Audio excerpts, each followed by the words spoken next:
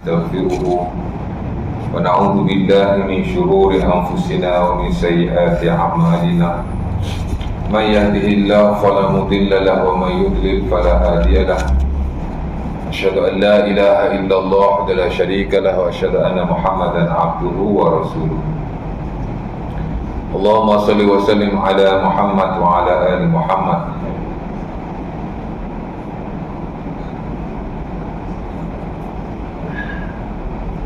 اللهم صل وسلم على محمد وعلى آل محمد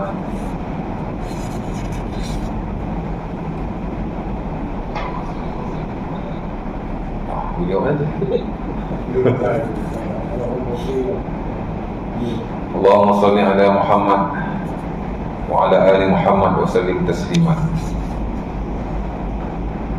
Syukur kepada Allah Subhanahu Wa Taala kerana kali ini kita boleh bertemu sekali lagi untuk kita sambung kuliah kita yang telah kita tinggalkan pada minggu yang lepas.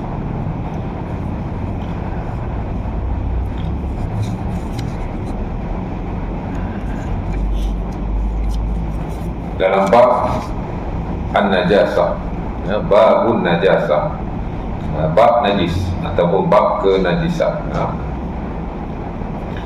Dan saya dah sebut sikit sebanyak tentang perkara yang penting berkait dengan kenajisan, di mana kita wajib bersuci daripada najis. Itu bab nombor 1 sekali lah yang kebiasaannya dibincangkan oleh para fuqaha dalam buku-buku fiqh mereka. Itulah hukum izalatun najasah, hukum menghilangkan najis. Of course lah wajib. Izalatun najasah wajibah, menghilangkan najis adalah wajib. Dan saya telah baca beberapa nas yang berkaitan dengannya. Pertama, of course lah, saya dah baca ayat Quran. Kerana dalam hal agama tidak boleh tidak kita bersandarkan atau berdalilkan kepada ayat-ayat Allah dalam Al-Quranul Karim. Dalam mana-mana bidang, dalam mana-mana ilmu, of course lah ilmu agama, mesti kita rujuk kepada Al-Quran.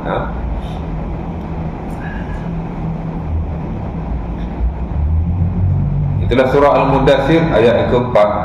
Ya ayyuhal mudaththir qum fa'anzir wa rabbaka fakabbir wa thiyabaka fatahhir. Wa rabbaka fakabbir wa thiyabaka fatahhir. Dan pakaianmu adalah kamu mensucikannya, yakni daripada najis. Sebagaimana kita wajib membersihkan diri daripada hadas, kita juga wajib membersihkan diri daripada najis. Najis ni merujuk kepada kotoran yang zahir yang diiktibarkan oleh syarak sebagai kotoran, bukan yang diiktibarkan oleh akal. Kadang akal nampak macam kotor, tapi dia tidak najis, kan? Air liur umpamanya, of course lah ingus, macam najis lah kot, kotoran, tapi dia bukan najis. Kotoran ni ialah kullu ainin mustaqza syar'an, setiap ain atau perkara yang najis secara syarak, bukan secara akal. Akal ni kadang-kadang dianggap benda tu kotor, tapi dalam syarak dia tidak kotor, dia tidak najis lah, walaupun kadang-kadang kita anggap macam kotor juga, tapi dia tidak najis. Jadi Allah Ta'ala kata wasiyabaka fatahhir, sucikanlah pakaianmu daripada najis. Sebagaimana kita wajib bersuci daripada hadas, kita dah bincang dulu hadas kecil, hadas besar. Kita bincang pula pasal najis, kerana kita wajib bersuci daripadanya. Dan saya juga telah baca hadis-hadis Nabi SAW. Selepas kita membaca dalil-dalil Al-Quran, kita bacalah juga dalil-dalil daripada hadis Nabi SAW. Sebab sebagai ilmu memang dia mestilah dinyatakan supaya lebih jelas akan sesuatu perkara itu. Macam fiqh lah, walaupun kita belajar bukan detail sangat pun, tapi tak boleh tidak kita bacalah suatu dalil agar kita lebih jelas. Dan itu pun yang menghubungkan kita dengan Allah Ta'ala dan Rasulullah SAW. Jadi hadis Nabi saya dah baca beberapa hadis. Antaranya saya baca hadis Anas bin Malik yang diriwayatkan dalam Sunan At-Tabrani, dipanggil Al-Mu'jam. Saya tak pastilah mu'jam kabir atau mu'jam saghir. Pasal dia ada dua mu'jam kan? Dia ada tiga mu'jam. Al-mu'jam al-awsat, al-mu'jam al-kabir dengan al-mu'jam al-saghir. Ada mu'jam kabir, ada besar, ada mu'jam awsat, pertengahan, dan tak silap saya ada mu'jam saghir. Allah Ta'ala alam lah ya. Kalau belajar hadis dia tahulah, nanti saya rujuk balik. Ada tak saghir? Rasa ada lah saya tak ingat lah. Tapi dalam salah satu mu'jam dia ya, ada hadis. Dan mungkin dalam sunnah-sunnah yang lain Allah Ta'ala ada, di mana Nabi SAW bersabda, tanazzahu anil baul, bersucilah kamu daripada al-baul. Al-baul ni ialah kencing ya. Fa inna ammat ta'adzabil qabri minhu, kerana sebahagian besar azab kubur adalah daripadanya, kata Rasulullah SAW ya. Disokong pula hadis Ibnu Abbas yang diriwayatkan dalam Sahih Muslim, di mana Rasulullah SAW berjalan dengan para sahabatnya. Di tengah jalan, Nabi dengar suara dua orang sedang diazab. Marra Nabi biha'id min hitanil Madinah fasami'a sawta insanain yu'adzaban. Kata Ibnu Abbas, Nabi berjalan di dusun, salah satu dusun lah di Madinah. Nabi dengar suara orang sedang diazab, dua orang. Faqala Rasulullah, Nabi pun kata, amma ahaduhuma, salah seorang daripadanya, kana la yastatiru minal baul. Salah seorang itu dia tidak menutupi diri bila dia kencing. Satu riwayat. Satu riwayat lain, la yastanzihu minal baul, dia tidak bersuci daripada kencing. Ada saya dah uraikan sikit sebanyak hadis itu. Wa ammal akhar kana yamshi bin namimah. Salah seorang lagi dia berjalan bin namimah, dengan melakukan namimah. Apa makna namimah? Menghasut ya. Jadi jelas di situ orang ni dia tidak bersuci, ataupun boleh jadi najis kencing terkena pada pakaian, dia tak jagalah ya. Jadi dia diazab oleh Allah SWT. Nabi pun ambillah satu kul pertama, Nabi pecah dua, Nabi pacak di atas kuburan kedua-duanya. Dan Nabi berkata, Nabi kata ya hadis tu,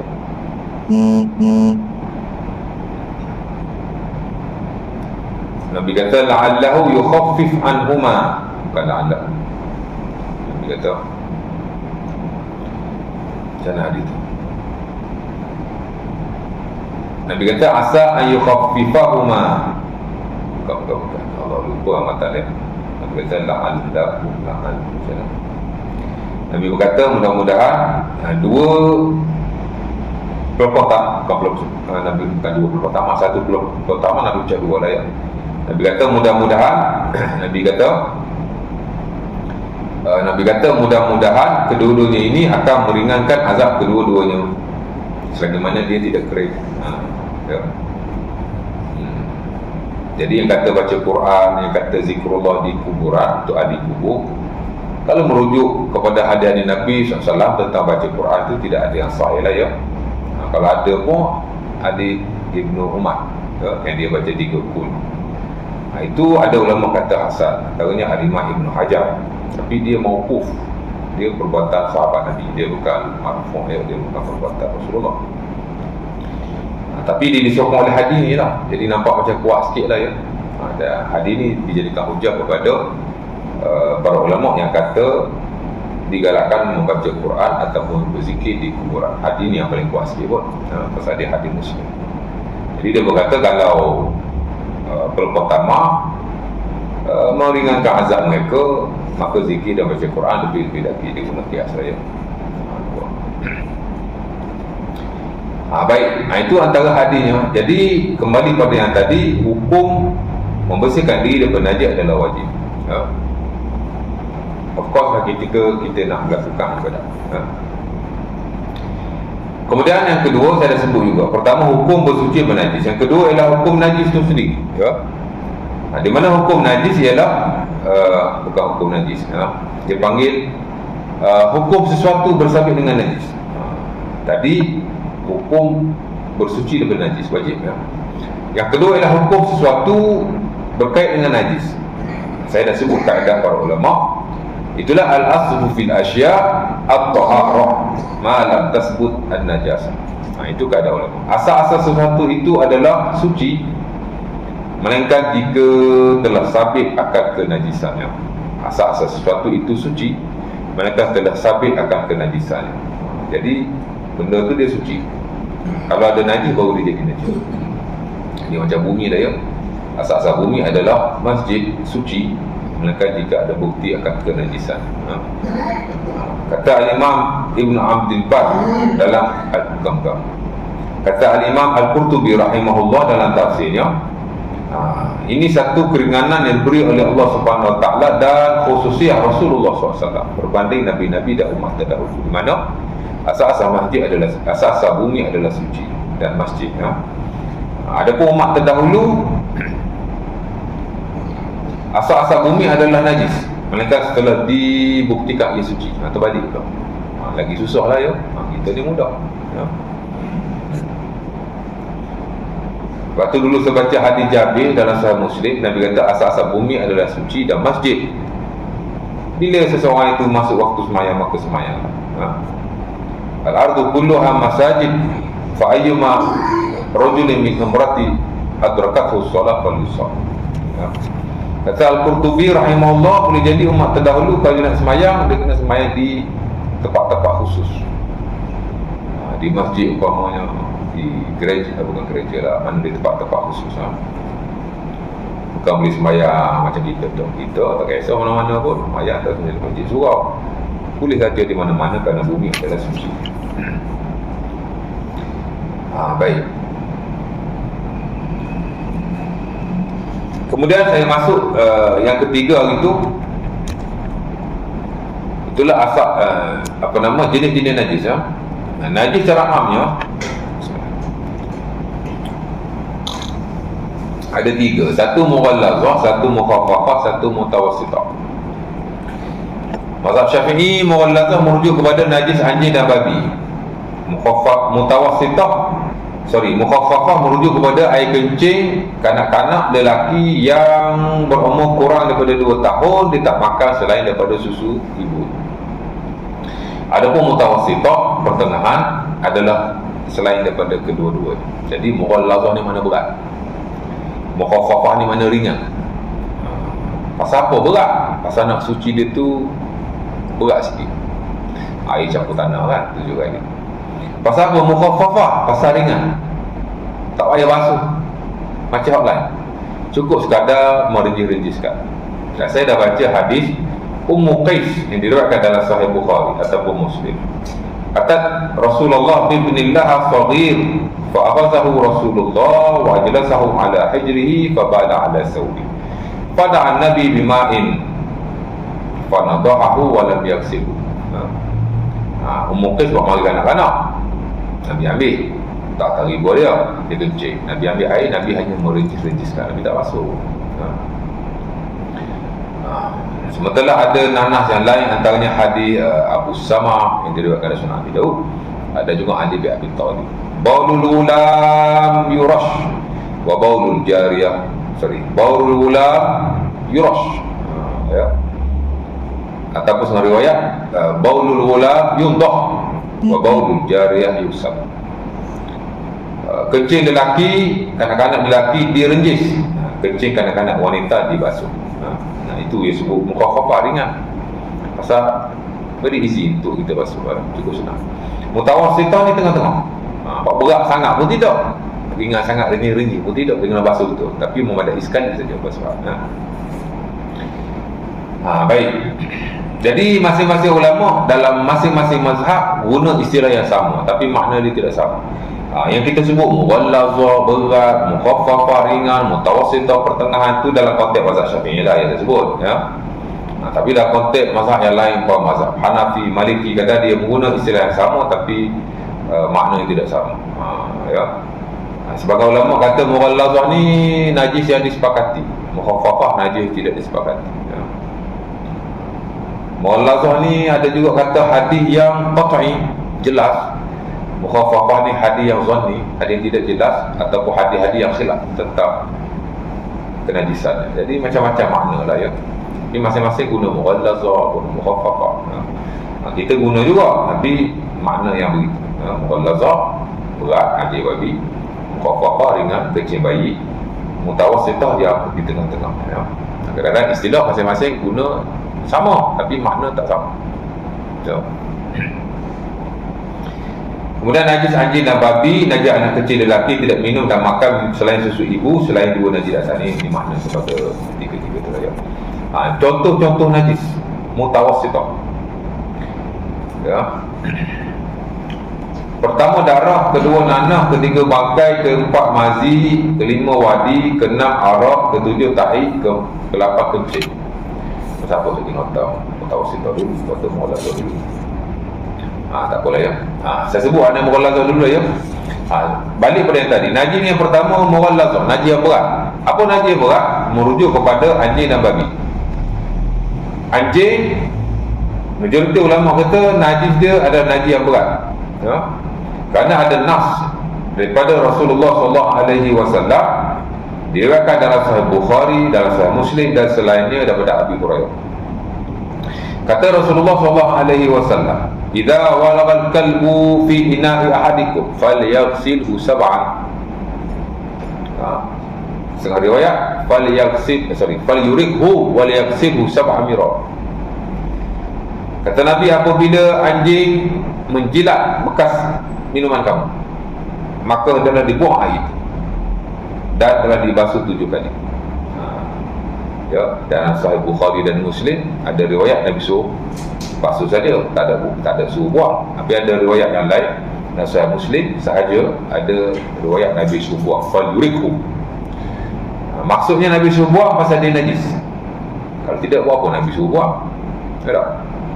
Nabi ni kalau tak najis biasa dia tak suruh buang. Macam lalat yang masuk dalam air tu kan, Nabi tak suruh buang, menunjukkan dia tidak najis. Sebab itu bangkai sebagai besarnya adalah najis, tapi ada beberapa pengecualian. Antaranya ialah haiwan yang kecil-kecil.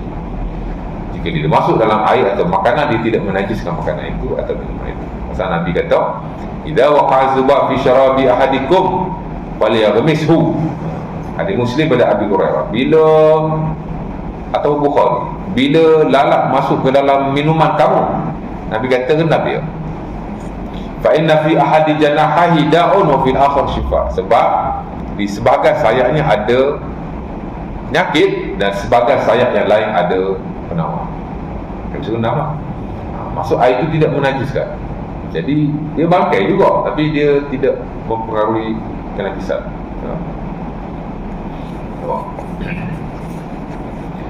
Balik pada yang tadi. Jadi Nabi kata kalau anjing jilat bekas makanan kamu, basuh 7 kali, tapi buang air itu dulu.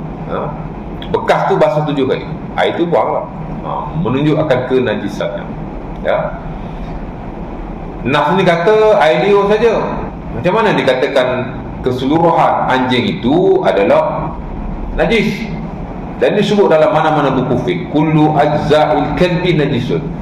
Setiap daripada juzuk badan anjing itu ada najis. Air liur je najis, Nabi sebut kan. Pasal apa? Seluruh badan. Sebab air liur dia datang daripada kumbahan badan. Semetelah lah kata Imam Syafi'i rahimahullah, anjing ni menjilat-jilat badannya. Air liur tu dia daripada badan, keluar air liur, hasilnya air liur kan. Jadi dia kata badan tu semua najis lah ya. Di sisi majoriti, walaupun ada juga ulama kata yang najis tu hanya air liur saja, yang Nabi sebut air liur saja. Umpama yang standard dalam mazhab Ibn Hazm Al-Andalusi, mazhabuz Zahiri rahimahullah, dia kata yang Nabi sebut anjing ni air liur saja. Jadi yang najis air liur saja, hak lain bukan najis, tak boleh dikiaskan kata dia. Tapi majoriti fuqaha menjadikan hadis itu walaupun dinaskan hanya air liur, tapi keseluruhan badan dikiaskan. Bila air liur pun najis, badan dia semua najis. Nah itu lebih berhati-hati lah ya. Lebih berhati-hati. Walaupun ilmu Ibn Hazm Al-Andalusi dia ada hujah dia, boleh pakai juga kan. Tapi kita ambil kira majoriti ulama kata najis, segelintir kata tidak najis. Baik.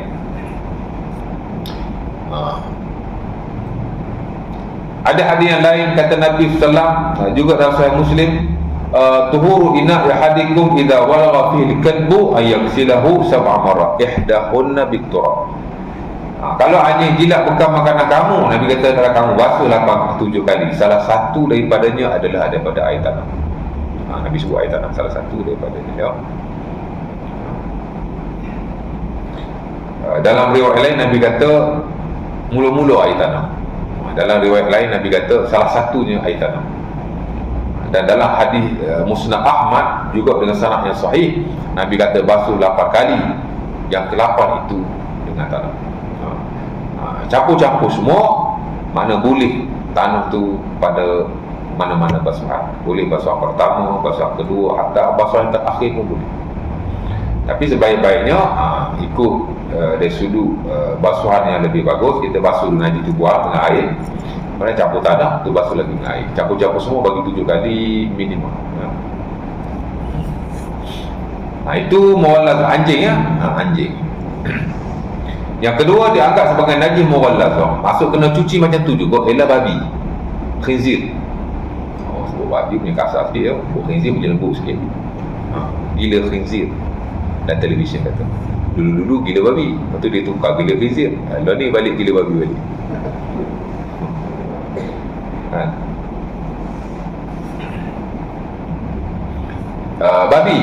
Babi ni macam mana babi ni? Babi pun sama, majoriti ulama kata babi najis. Kenapa najis? Kerana hak nombor 1 sekali dikiaskan di atas anjing. Apa kata Imam Syafi'i rahimahullah dalam al-khinziru akhbas minal kalbi. Babi lebih teruk, lebih jijik daripada anjing. Jadi ulama kiaslah anjing kepada babi. Sementara dalam Quran memang disebut babi itu najis. Babi ni memang najis, ya. Pasal Quran Allah Ta'ala sebut. Surah Al-Baqarah ayat 173 Allah Ta'ala kata innama ayat tu innama harrama alaikumul maitata waddama wa lahmal khinzir wa ma uhilla bihi li ghairillah faman ittara ghaira baghin wala 'adin fala isma alaihi innallaha ghafurur rahim. Surah Al-Baqarah ayat 173. Ayat yang sama Allah Ta'ala sebut juga surah An-Nahl ayat 115. Allah Ta'ala kata dan sesungguhnya diharamkan ke atas kamu al-maitah, bangkai, adam, darah, walahmal khinzir, dan juga daging babi. Tak apa-apa disembelih tidak dengan nama Allah Subhanahu Wa Ta'ala. Diharamkan makan dan dia juga adalah najis. Najis tu memang najis dah, ya. Majoriti ulama kata najis. Cerita dia macam ni, ulama sepakat daging babi adalah najis, tapi dia pun tak sepakat selain daripada daging babi. Bahagian badan dia, tahi dia, kecing dia, adakah dia najis yang berat macam anjing ataupun dia najis macam yang lain juga? Majoriti kata dia macam anjing.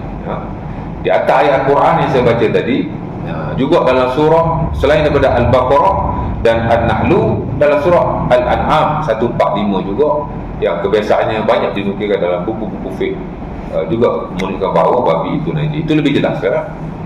Pasal Allah Ta'ala kata hurrima alaikumul maitatu waddamu wa lahmul khinzir. Macam ayat tu hurrima alaikumul bukan Al-An'am ayat 145 bukan yang tu. Itu Al-Ma'idah ayat 3.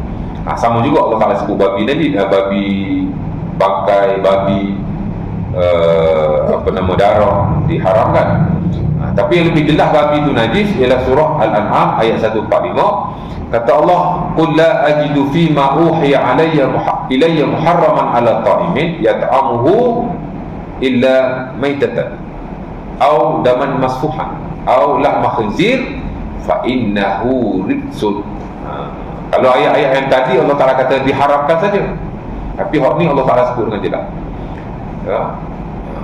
Benda-benda tu diharamkan, ujung tu Allah Ta'ala kata fa innahu rijsun, ia adalah najis. Allah Ta'ala sebut 3: bangkai, darah, daging babi, dan dia adalah najis. Kata ulama, najis tu merujuk kepada daging babi kerana dia adalah aqrab mazkur, perkataan yang paling dekat sekali dengan najis, ya. Jadi najis, ya. Tapi mughallazah tak dia. Jadi majoriti kata mughallazah macam anjing juga kena cuci. Segelintir kata tidak najis. Seumpama anjing, dia najis macam najis biasa saja. Ini hanya pendapat minoriti para ulama. Tapi Al-Imam Nawawi rahimahullah memilih pendapat berkenaan.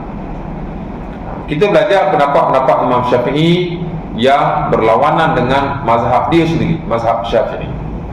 Walaupun beliau dianggap sebagai the greatest scholar in Syafi'i sect, maknanya dia adalah ulama terbesar dalam mazhab Syafi'i, Nawawi lah. Tapi ada banyak juga pendapat-pendapat beliau hatta dijadikan research oleh sebagian student. Antaranya ialah siapa nama dia tu, Khalid Al-Asqar, tak silap saya. Dia buat kajian tentang pendapat-pendapat Al-Imam Nawawi yang menyalahi mazhab Syafi'i ya, dalam Al-Majmu' dan juga dalam Syarah Sahih Muslim. Kita dapati banyak juga. Salah satunya ialah Imam Nawawi berpendapat bahawa babi ni bukan macam anjing, dia hanya dicuci sekali saja. Dan dia sebut dengan jelas dalam Al-Majmu', katanya hadza huwa rajih min haitsu dalil. Pendapat inilah yang lebih kuat berdasarkan kepada dalil, maknanya tidak najis macam anjing. Fa innahu yakfi ghuslatan wahidah, babi ni cukup membasuh sekali saja. Wa bihi qala aktsarul ulama, sebenarnya dia kata ini adalah pendapat majoriti para ulama, kata Al-Imam Nawawi rahimahullah taala. Tapi orang tak ikut ni lah ya. Dan ulama-ulama Syafi'i yang mutaakhirin yang terkemudian pun tak ikut bab ni. Tak ikut Imam Nawawi. Mungkin mereka melihat dalil ataupun hujah yang kata najis itu lebih kuat, Allah Ta'ala alam. Tapi sebagian yang lain mengatakan bahawa pendapat Nawawi adalah lebih baik. Pasal apa? Kerana Nawawi kata dalam Syarah Sahih Muslim, al-aslu, dia kata macam mana? Dia kata asal-asal sesuatu itu adalah suci sebagaimana sehinggalah, dia kata asal-asal sesuatu itu suci sehinggalah datang dalil dalam syarah ya? Jadi dia kata babi tak ada dalil yang kata dia macam anjing kan. Memang dalam Quran Allah Ta'ala mengharamkan babi kan. Dan ada ayat dalam surah Al-An'am yang kata dia najis, tapi tidak soreh dia najis seperti anjing. Tak boleh kias dalam hal ni. Mesti tengok nak betul-betul. Tak ada. Jadi dia kata yang kuat dalam dalil ialah babi tidak seperti anjing. Kalau kita nak basuh hanya sekali sahaja, mana dia bukan haiwan yang najis lah ya. Dia najis tapi basuh sekali saja. Jangan kata tak najis. Nabi kata najis tapi basuh sekali saja. Ya fa innahu yakfi usratan wahidah wa bihi qala aksar al-ulama alladziina qalu bi najasatihi. Cukup basuh sekali saja, dan itu adalah pendapat majoriti para ulama yang berkata akan kenajisannya. Ulama kata najis tapi nak basuh 7 kali atau sekali khilaf. Majoriti kata basuh 7 kali, minoriti kata basuh sekali. Tapi Nawawi kata hak basuh sekali ni hak kuat sekali, hak rojih ya. Maknanya itu banyak pendapat Nawawi yang tidak distandarkan dalam mazhab Syafi'i pun. Ada banyak pendapat beliau yang tak sama dengan mazhab dia, menyalahi mazhab dia sendiri ya. Biasalah ada yang mustahil kan. Kau nak ikut dia pendapat orang lain, baik tak jadi mustahil tak? Dia mesti ada pendapat dia sendiri, asalkan dia kaji kuat dari sudut dalil ya. Fiqh macam tu lah. Baik, jadi anjing babi clear ya. Al-Imam Syafi'i rahimahullah, cara nak cuci babi ni pun dia ada dua pendapat. Pendapat dia yang lama macam pendapat Imam Nawawi rahimahullah, itulah babi dibasuh sekali saja dan disebut oleh Al-Imam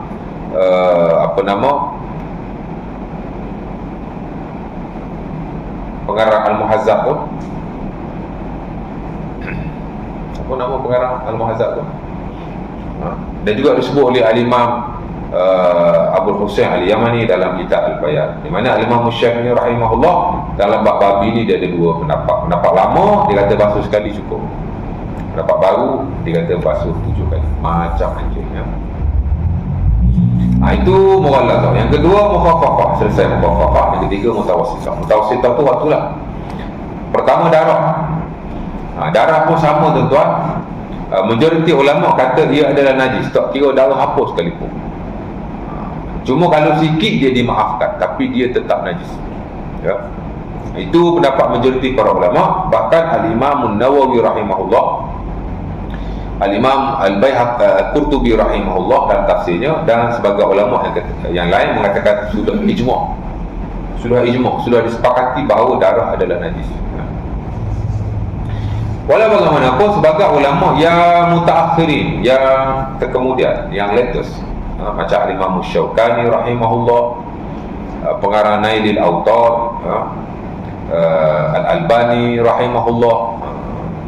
Orang sebut Albani LG sikit kan? Tak LG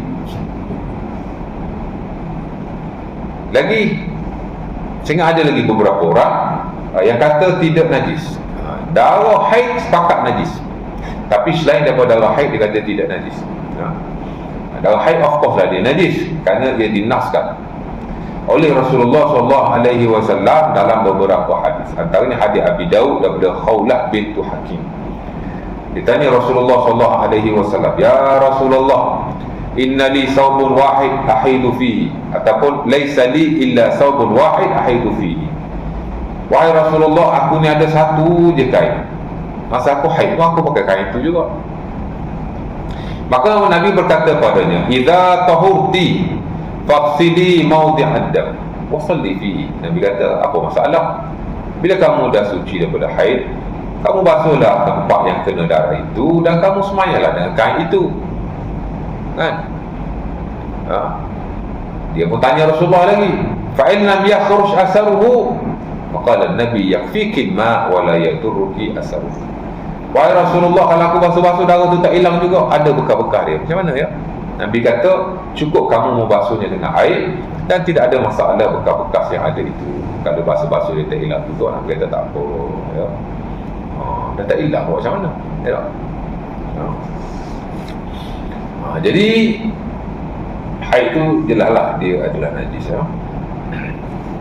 Adapun selain haid seperti darah manusia, darah haiwan, majoriti kata najis dan dikatakan ijma', dan sebagian kata tidak najis ya. Pasal apa kata tak najis? Pasal ada nas yang menunjukkan bahawa para sahabat Nabi SAW sembahyang dengan keadaan darah pada badan mereka ya.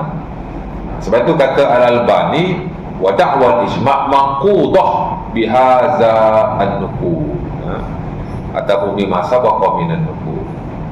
Dia kata dakwaan sebagai ulama yang kata ia adalah ijma' terbakar dengan hadis-hadis yang dinukilkan oleh para ulama.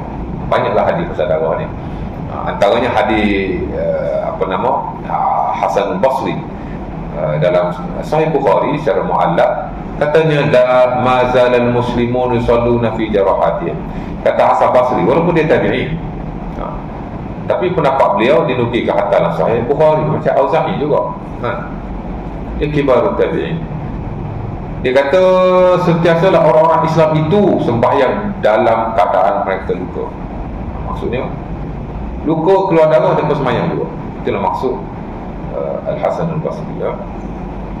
Ada hadis diriwayatkan daripada Jabir, di mana ada seorang sahabat Nabi SAW sama juga. Dia jaga Nabi dalam satu peperangan, tak silap saya. Kemudian dia ditikam oleh orang musyrikin, keluar darah, tapi dia masih solat sambil mencabut lembing itu sampai darah keluar bercucuran, dia semayang juga ya. Sama juga dalam kisah Umar Al-Khattab, dia ditikam, bukan Umar Al-Khattab, Ibnu Umar, dia ada kudis, keluar darah daripada kudisnya, tapi dia masih semayang dan dia tidak berwudu dan masih menunaikan semayang. Begitu juga dalam Sahih Bukhari tak silap saya ataupun Muslim, Ibnu Abi Aufa, nazafa daman wa madha fi salati, keluar darah yang bercurah-curah daripada lukanya dan dia meneruskan solat. Jadi ada banyak juga nas yang mana sahabat Nabi sallallahu sembahyang dengan darah pada badannya. Jadi kalau darah itu najis, sudah tentu sahabat tidak akan solat. Wallahu ta'ala alam. Jadi sebaik-baiknya darah kita bersihkanlah ya, kerana dia adalah najis di sisi majoriti. Tapi kalau sikit-sikit itu dimaafkan. Darah nyamuk setengah semayang juga angkat nyamuk, boleh pukul nyamuk setengah semayang? Kita boleh pukul? Boleh lah, pasal dia menyakitkan, benar-benar menyakitkan, boleh pukul. Ada hadis lah. Sikit-sikit nak hadis je. Hadis tak ada lah pasal darah nyamuk kan? Pasal pukul nyamuk. Tapi pukul jengking ada, pukul ular ada. Hadis Abi Daud daripada Abu Hurairah, amaran Nabi bi qatlil aswadain fi salat, al-hayyah wal aqrab. Kata Abu Hurairah, Nabi suruh bunuh dua haiwan yang hitam semasa semayang. Itulah jengking dan ular. Bukan nyamuk tu. Dikiaskanlah. Kerana jengking dan ular dia menyakitkan. Nyamuk pun menyakitkan juga. Imam Ibn Hazm Al-Andalusi mengkiaskan nyamuk ke atas haiwan-haiwan yang menyakitkan. Jadi bolehlah pukul nyamuk. Cuma nyamuk tu jangan buang kat masjid pula. Masuk dalam poket. Ataupun lenyek kat badan kita tu, kat baju pukul lenyek tu. Selesai masalah.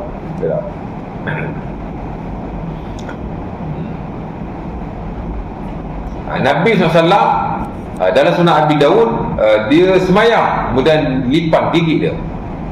Apa dia buat? Ataupun jengking gigi dia, dia pukul. Dan dia kata apalah, apa nama, teks saya tak ingat lah ya. Tapi dia kata apa nama, dia marahlah kat jengking tu ya. Jengking ni Nabi pun dia tak kenal, dia gigit semua orang dia, Nabi kata ya. Nabi pun kena gigit jengking tu.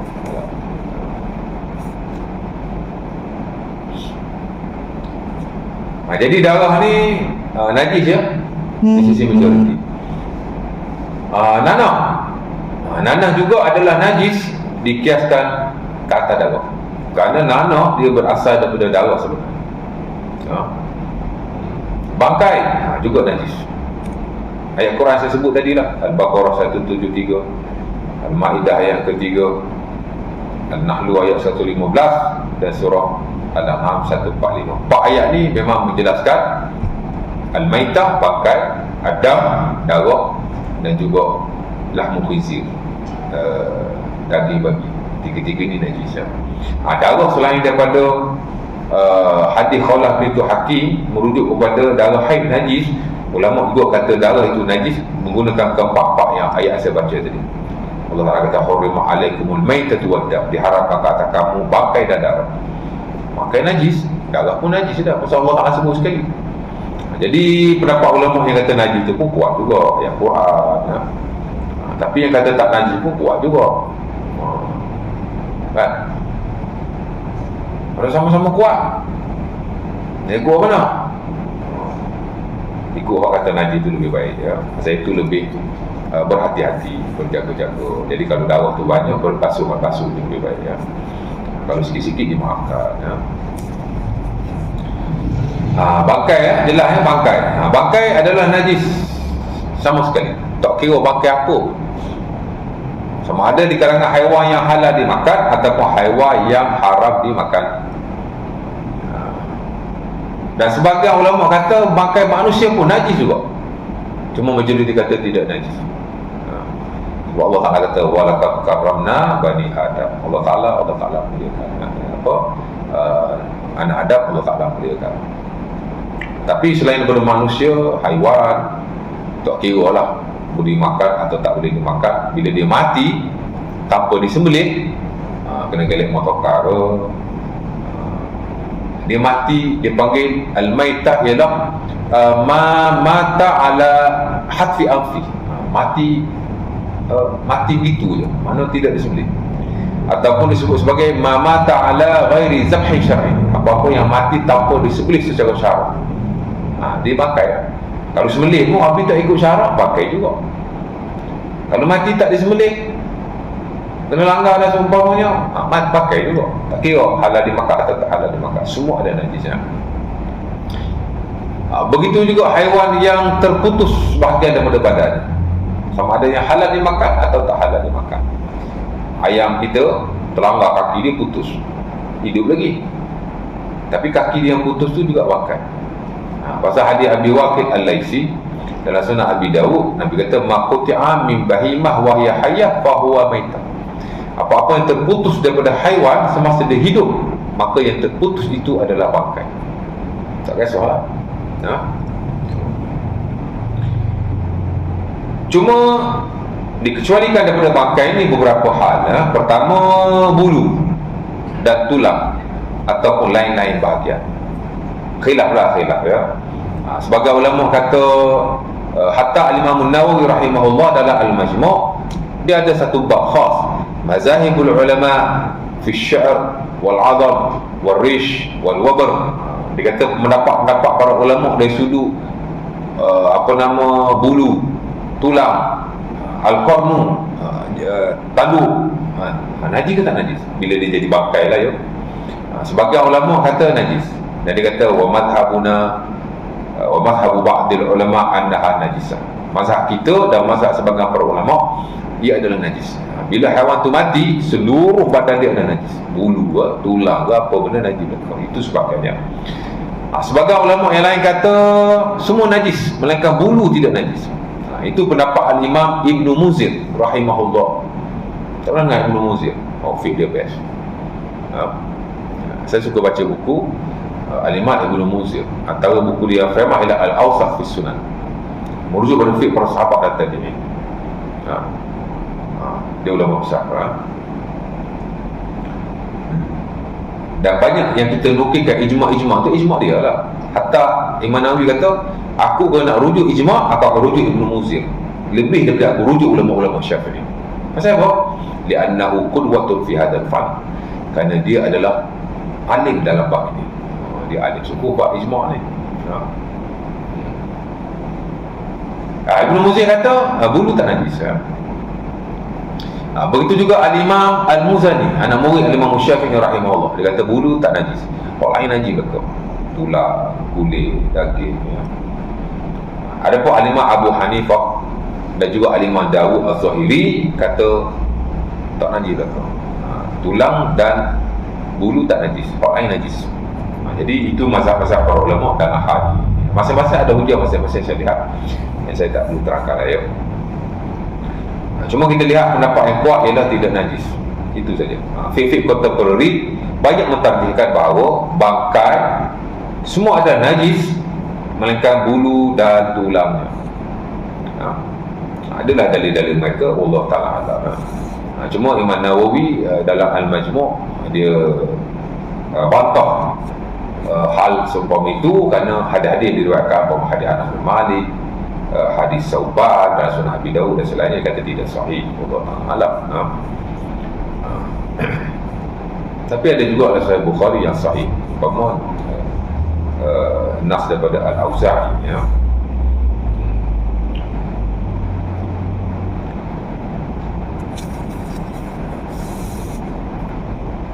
Dia kata adraktu nasa min salafil ulama yamtashituna biha wa yaddahinuna biha. Kama kata Al-Auza'i, aku lihat ulama-ulama salaf menggunakan sikat daripada tanduk gajah, dan mereka menggunakan minyak daripadanya.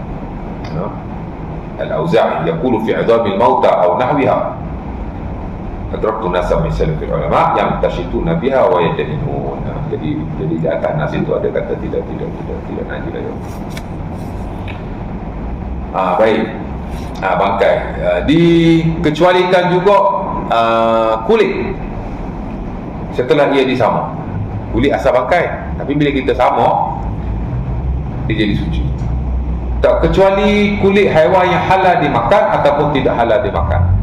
Kulit biawak ke, kulit buaya ke, kulit apa ke, kalau samak suci tak ke?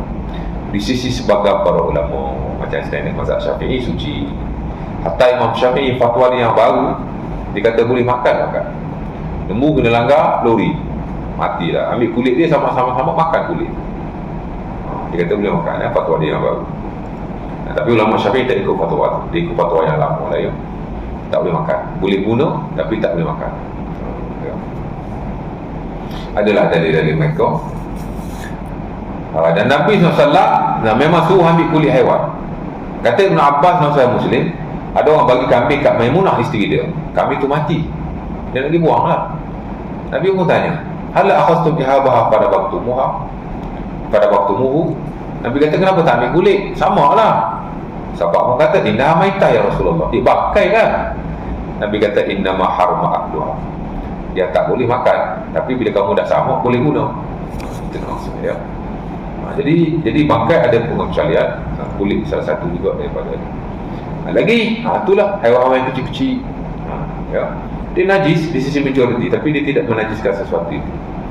Kalau dia jatuh atas pakaian, dia jatuh atas air atau seumpama, dia tidak menajiskan air. Mana? Suruh dia tu kot, isyak dah pun. Bangkai mazi, air mazi of course. Wadi, of course. Pakar ulama dia najis. Ada hadis-hadisnya. Kemudian arak ni tak sepakat. Tahi kencing, ni pun nak mengulas ni. Tahi kencing manusia sepakat para ulama najis, tapi tahi kencing haiwan, ulama ada perbezaan pendapat sikit di situ antara haiwan yang halal dimakan dan haiwan yang tidak halal dimakan. Adalah hadis-hadisnya ya. Nanti saya nak kena baca juga, itu penting supaya kita ada idea, kita nampak ya. InsyaAllah ta'ala. Ada soalan? Ada tanya apa-apa? Clear? Jelas semua maksud.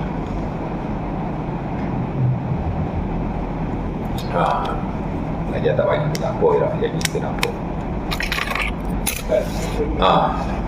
Yang kata bekas kandidat bila ada masuk bukan kalau ketinggian yang ada yang longsor dia kena treat sabun atau tak? Dia itu kita belajar dah dulu dalam babul aniyah.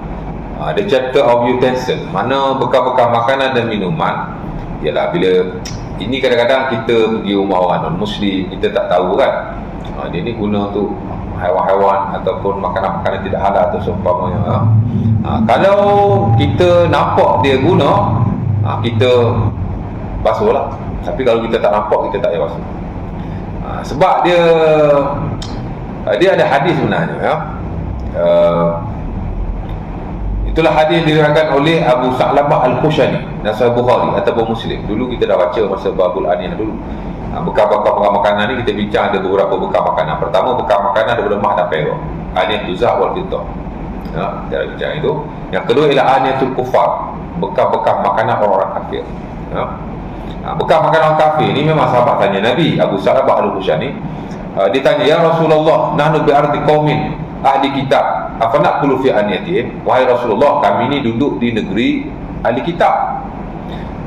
Itu dah Sahih Bukhari atau Muslim. Dalam Sunan Abi Dawud, Abu Sa'labah kata, wahum ya'kuluna wahum yashrabuna al-khamra wa ya'kuluna al-khinzir. Mereka ni minum arak dan makan daging babi. Jangan buat. Pasal non-Muslim kan, ada dia makan benda tu. Maka Nabi kata fa in lam tajidu, Nabi kata faghsiluha.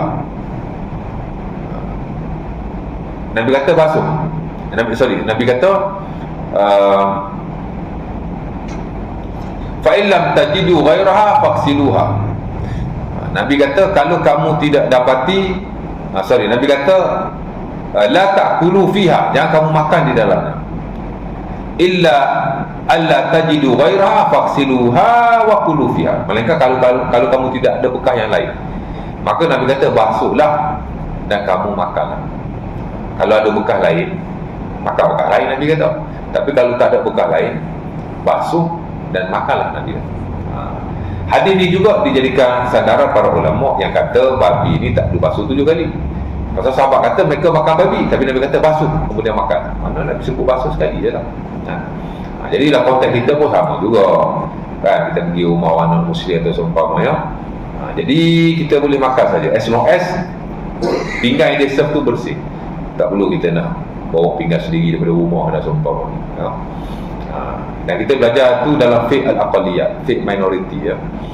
Soalan kita hatta dalam wakil masyarakat majmuk memang dibolehkan kita makanlah bekas orang-orang kufar tanpa kita bertanya atau membasuhnya. As long as dia dah bersih kan. Kita tahulah setengah-setengah kaum ni memang dia makan babi dan seumpamanya. Dia pun tak nak makan bekas makanan dia. Mungkin itu lebih baik. Tapi kalau kita dah diserve, kita boleh makan. Kerana bekas tu of course dia dah basuh selepas dia makan benda tu.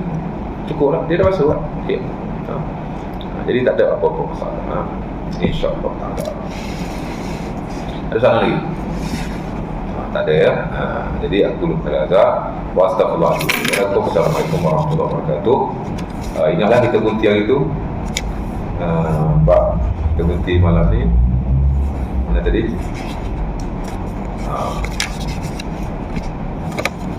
Pasal arak ni saya nak mengurai sikit. Taik dan kencing pun haiwan saya nak mengurai supaya kita faham, kita jelas. Lain-lain tak ada lah ya. Dan lepas tu cara menunjukkan najis mutawassithah ni baca kutu saja. Cara menunjukkan najis kuat ni kutu saja. Mungkin sekali kuliah lagi saya nak urai pasal arak dengan air kencing haiwan yang halal dan tak halal dimakan. Lain itu kutu saja, insya-Allah. Assalamualaikum warahmatullahi wabarakatuh. Tutup majlis kita tersebut.